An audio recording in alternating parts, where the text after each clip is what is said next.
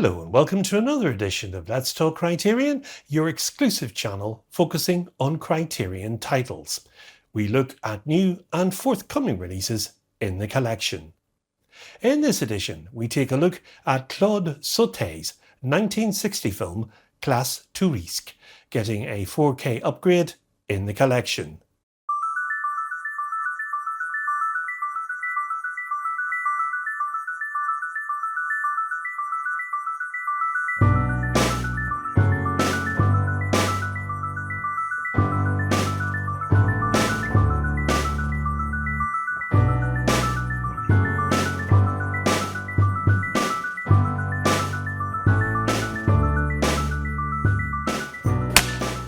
Classe Tous Risques, known internationally as The Big Risk, is a French-Italian gangster film directed by Claude Sautet and starring Lino Ventura, Jean-Paul Belmondo and Sandra Milo.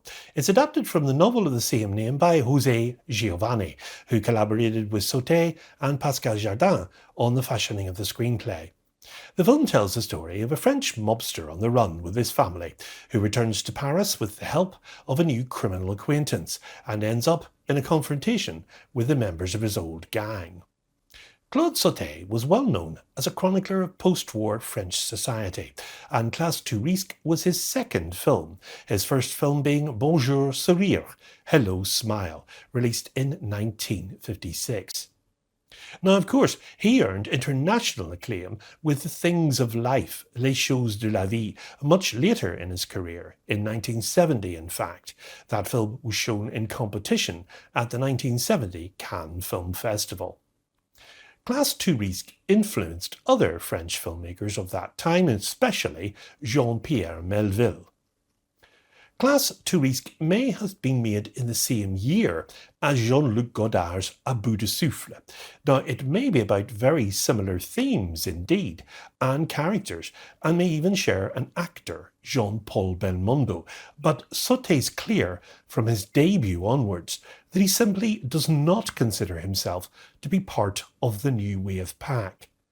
As a litmus test, it's intriguing though, not to mention extremely useful, to have Godard's work sitting alongside Classe Tous Risques, just to see how formalism and cinematic modernism treats genres in their different idiosyncratic ways, as well as the various crossover. Sautet's film is a crime thriller, but one that rather impressively manages to focus more on the consequences of actions, rather than simply sharp suits and style. It follows a gang leader who's on the run after a job, played in the film marvellously by Lino Ventura. The further he runs, the more he loses, and most of the people around him fall by the wayside, in various ways, before the film is finished. Now, what's really interesting about Classe Tous Risques is its obvious allegiance to cinematic formalism, while simultaneously, perhaps even subconsciously, taking in some of the tricks from the new wave. Abel Davos, Lino Ventura, was involved in organised crime for most of his life, until he's forced to go on the run and leave his life behind. Now, for over a decade, he's been lying low in Milan, but now he plans to return to his native France. Of course, the police haven't forgotten about him though, and if he's captured, a death sentence will be automatic for him. At his side is his appointed guardian, Eric Stark, Jean-Paul Belmondo, but as he soon learns, things have changed since he left. The men who were once his trusted friends have turned on him, willing to stab him in the back to serve their own ends. But Davos is a violent man who takes action without hesitation, and that sparks a downward spiral as he continues to descend into violence and danger. Will he ever be able to escape, or will his lifestyle consume him entirely?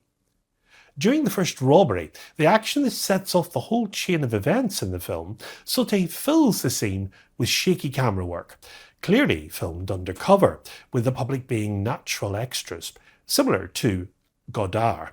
Unlike Godard, though, the structure of the scene is far more solidified here, with smooth cuts and even smoother transitions.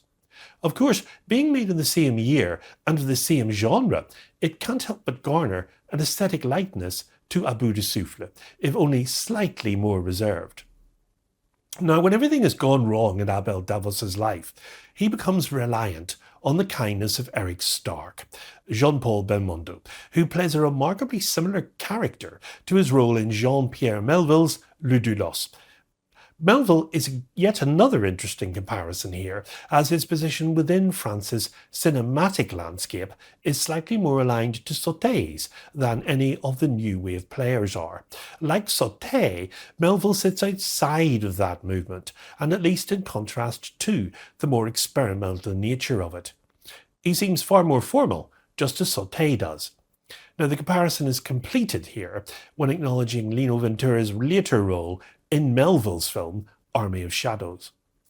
While it can be tempting to continue trying to fit Classe Tous Risques into the terrain of French cinema, there are several reasons why it seems wholly original and can easily get by on its own merit, without a breath of Godard, Melville, or any number of those French directors.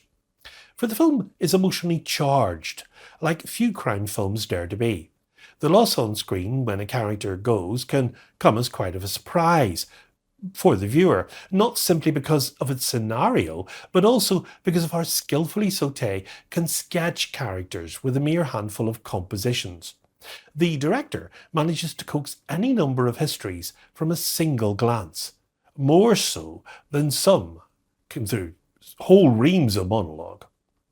Now, in the end, though, a crime film simply wouldn't work without some sense of action in it, and Sautet's formalism here means that it comes off as refreshing. Belmondo, in particular, is a wily action man, throwing kicks and punches in his usual spidery fashion. Now, there's several moments that could be loosely described as car chases, and they're also memorable, seemingly heightening the themes of escape and journey, which are central to the film's effect. In a particularly tense moment in the film's first encounter, in fact, with a roadblock, it leading to a wonderful chase sequence, which is equally as pleasurable to watch as it is to listen to, as the engines of 1960s cars purr and growl around the Milan countryside. Now, perhaps most strikingly, and a great example here of understated class, is that our main character's fate, and that of the real character he's based on, is not given screen time to allow for an all-out blaze of glory, like so many American film noirs would insist on. This stands as a beautiful metaphor, and one that goes against so many more typical crime dramas, while cinema so often enjoys portraying the criminal life as a glorious one, where the participants rise above the everyman. In the end, they can vanish and come back down to earth with the slip of a trigger. Classe Tous Risques not only shows this, but ultimately questions whether the criminals ever really rose up above in the first place. Now, this is indeed a gangster movie, but it's also a French gangster movie, so don't expect Goodfellas. The content here is brutal and violent at times, but there isn't the same kind of polish and glamour usually seen in mobster movies. There's no real flash or style to the violence. It's just quick and lethal.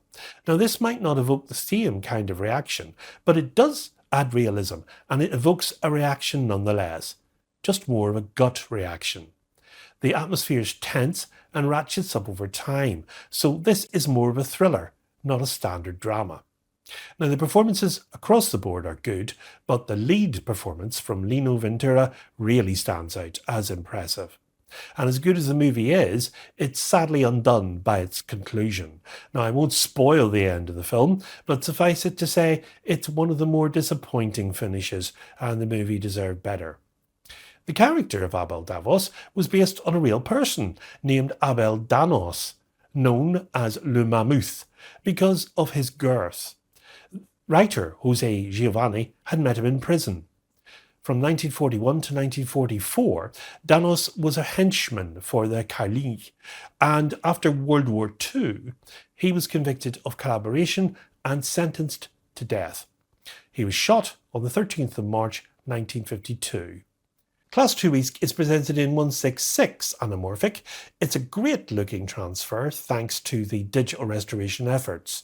The print still has some rough spots though, but it looks quite clean and allows the visuals to shine through. It's another top-notch transfer coming to the 4K format on Criterion. The mono soundtrack retains the original French soundtrack, and while basic it does sound fine. A few signs though of wear are evident, but for the most part the audio's solid. The elements do sound thin at times though, but that is expected since this is a 1960 mono soundtrack after all. The vocals sound clear and free from distortion, while music and sound effects are good as a vintage mono option allows them to be. The film comes in a 4K UHD disc and also on a Blu-ray disc. There is a new 4K digital restoration with uncompressed mono soundtrack, one 4K UHD disc of the film presented in Dolby Vision HDR, and one Blu-ray with the film and these special features. Excerpts from Claude Sautet, Ou la magie invisible, a 2003 documentary on the director by N.T. Bin and Dominique Rabaudin. Interview with Classe Tous Risques novelist and co-screenwriter Jose Giovanni. Archival interview footage featuring actor Lino Ventura discussing his career. We've got trailers and essays written by the filmmaker Bertrand Tavernier and Bin, and a reprinted interview with Claude Sautet, and a 1962 tribute by the director Jean-Pierre Melville.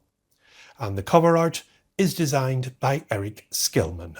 Accompanied by appointed guardian Eric Stark, Jean-Paul Belmondo, fresh from his star turn in Breathless and beset by backstabbing former friends, his character Abel begins a throat-grabbing, soul-searching journey through the post-war Parisian underworld, a character study of a career criminal at the end of his rope.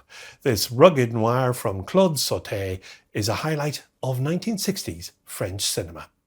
The film's a running time of 108 minutes, it's in black and white and has a 1:6:6:1 aspect ratio, and it gets a 4K UHD upgrade in the Criterion collection with existing spine 434. Next time on Let's Talk Criterion, we welcome the long-awaited US release of Martin Scorsese's film, Killers of the Flower Moon, releasing on 4K UHD in the collection. And we will also be speculating on some other Scorsese films which may still join the collection. So until next time, from me, as always, it's goodbye, and above all, good Criterion viewing.